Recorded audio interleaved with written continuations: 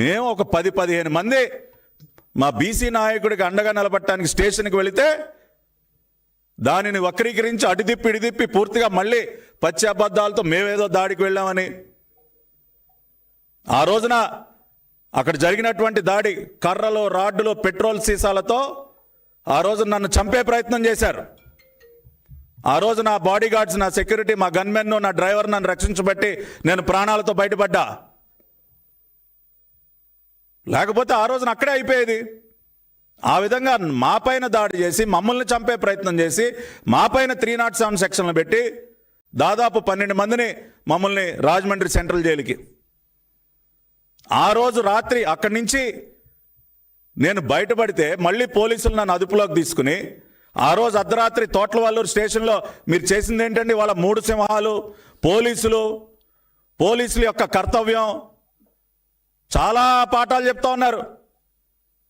మీ హయాంలో మీరు ముఖ్యమంత్రిగా ఉన్నప్పుడు పోలీస్ స్టేషన్లన్నీ ఖాళీ చేయించి మరి మీ ప్రైవేటు గుండాలని లోపలికి పంపించి మాలాంటి నాయకుల్ని చిత్తగొట్టించినటువంటి సందర్భాలు మీకు తెలియదా? పోలీస్ స్టేషన్లనే ఖాళీ చేయించేశారు. పోలీస్ స్టేషన్లలో కరెంట్లు తీసేస్తారు. 3rd డిగ్రీ టార్చర్కి వేదికలుగా మారుస్తారు పోలీస్ స్టేషన్లని. ఇవాళ మీరు మళ్ళీ పోలీసులకు మీరు పాఠాలు చెప్తారు. మీరు అతిక్రమించినటువంటి చట్టం లేదు మిస్టర్ జగన్మోహన్ రెడ్డి, మీరు ఉల్లంఘించినటువంటి చట్టాలు లేవు. ఇవాళ కనీసం మహిళను కూడా చూడకుండా ఇవాళ ఇక్కడ ఉన్నారు కళ్యాణి గారు.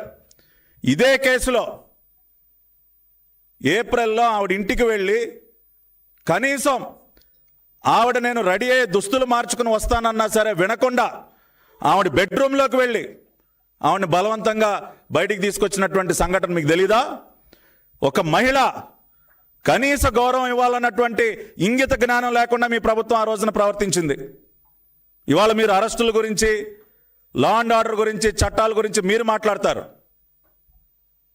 కాబట్టి ఇవాళ ఒకటే నేను చెప్తా ఉన్నాను, ఆ రోజున గన్నవరం సంఘటనలో జరిగినటువంటి వాస్తవం, వంశీ గారి అరాచకాలని ప్రశ్నిస్తున్నటువంటి దొంతు చిన్నా గారి పైన జరిగినటువంటి దాడి, ఆయనకు అండగా నిలబడటం కోసం మేము ఆ రోజున పోలీస్ స్టేషన్కి వెళ్ళినటువంటి సందర్భంలో బలహీన వర్గానికి చెందినటువంటి నాయకుడికి అండగా నిలబడటమే నేరంగా భావించినటువంటి వంశీ, అతని సైకో మూక మా పార్టీ కార్యాలయాన్ని తగలబెట్టారు, మా పైన దాడి చేశారు. అది జరిగినటువంటి వాస్తవం.